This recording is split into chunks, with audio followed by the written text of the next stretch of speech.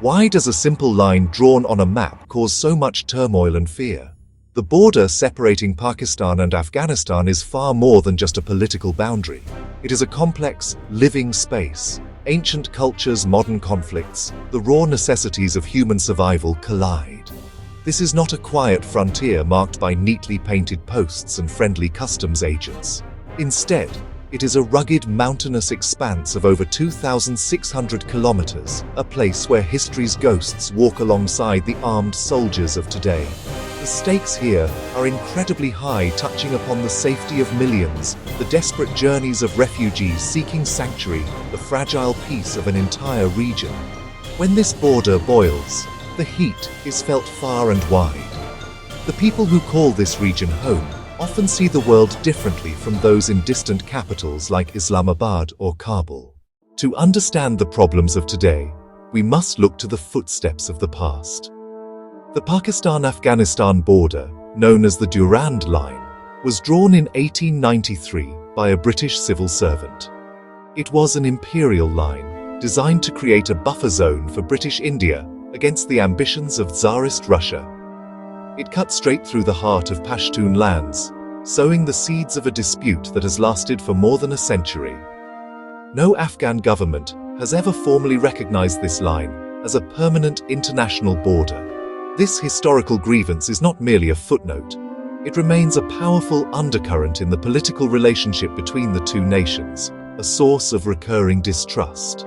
The late 20th century turned this historical dispute into a hot conflict. When the Soviet Union invaded Afghanistan in 1979, the border became the front line of the Cold War. Millions of Afghan refugees poured into Pakistan.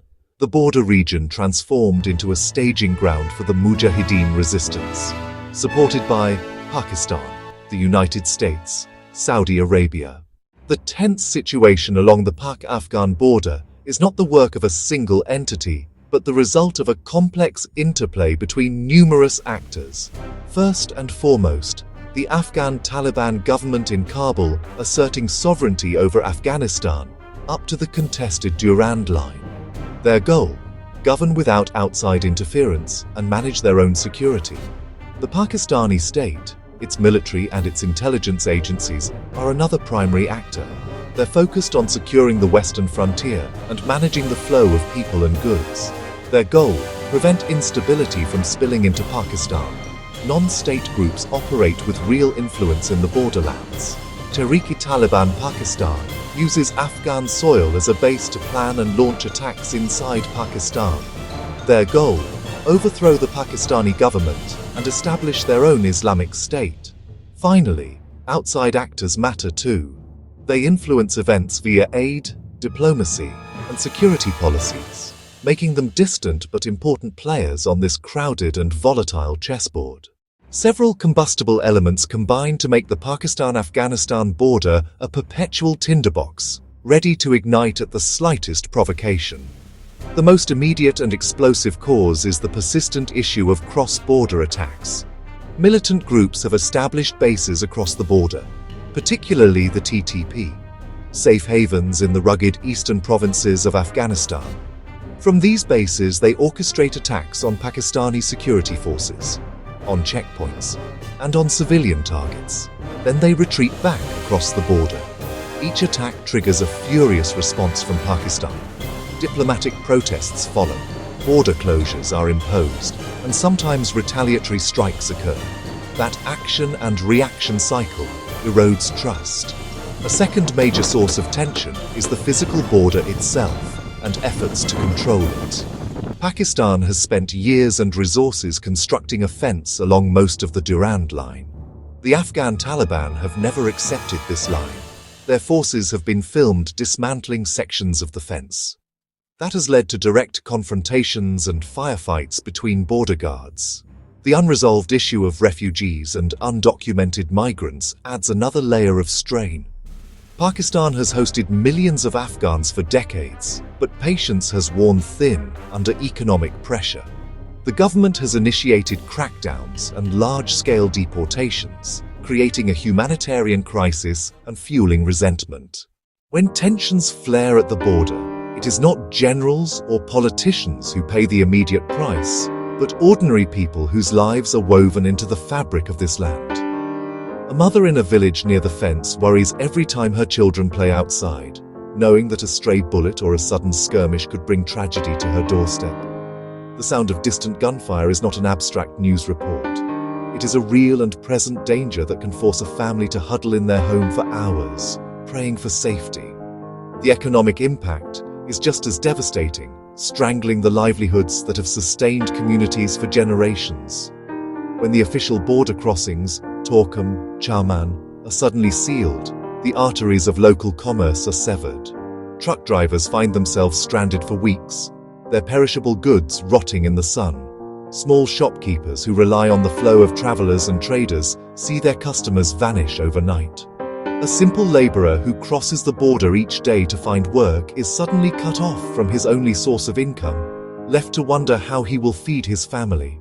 This economic suffocation breeds desperation and anger, making communities more vulnerable to exploitation by extremist groups.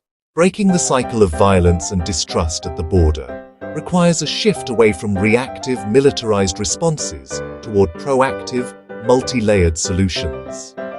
The first and most critical step is establishing consistent, sincere dialogue between Islamabad and Kabul. Talks must go beyond issuing accusations and demands and create permanent channels for communication, military, political, intelligence, to de-escalate incidents before they spiral out of control. Involving respected neutral third parties to facilitate discussions can build initial trust.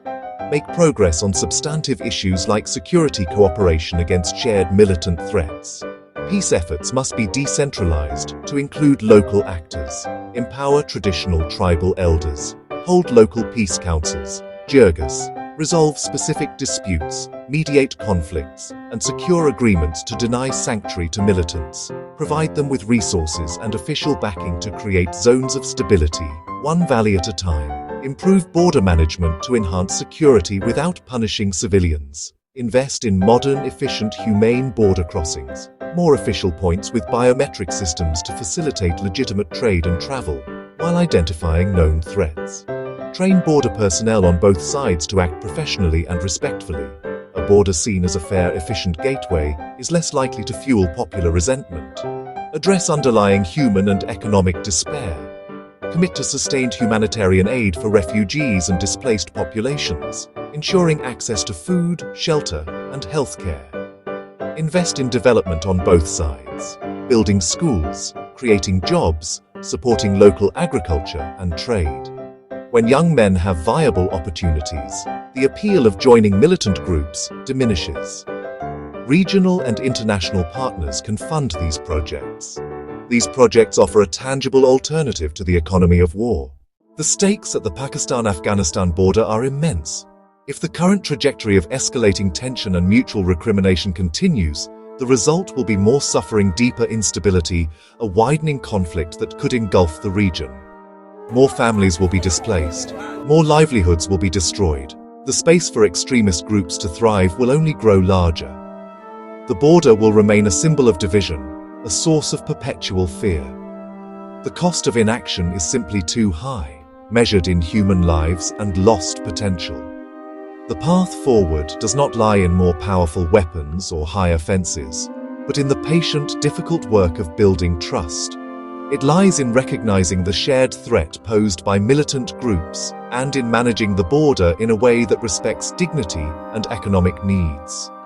Small concrete steps, a reopened trade route, a successful local peace jirga, a joint development project, can create positive momentum.